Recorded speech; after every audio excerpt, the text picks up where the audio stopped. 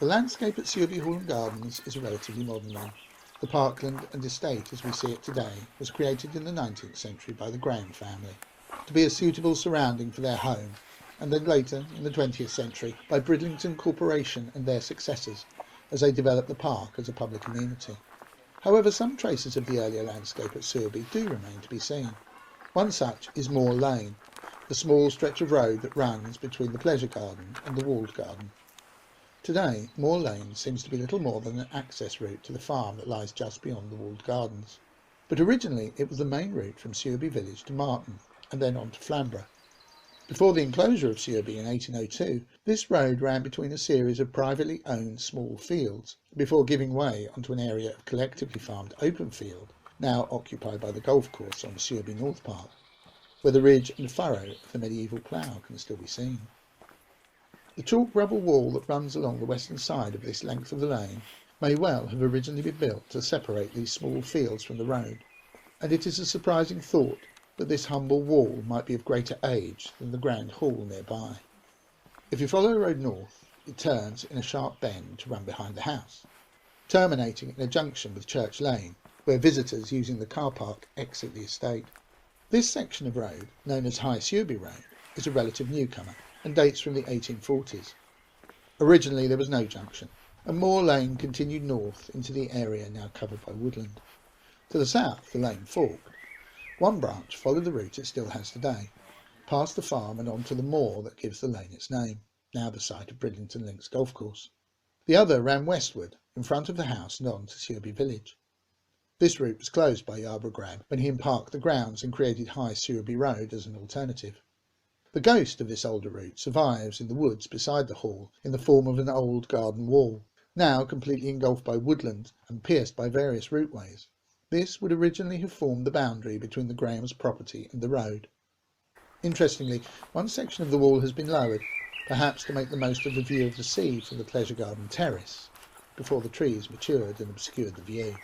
This fragment of wall no longer serves any real purpose, and perhaps it only survived because the woodland blocked it from sight and rendered its demolition unnecessary. But like Moor Lane, it is a survivor from an earlier time, and a reminder that within the modern parkland, an older landscape lies just beneath the surface.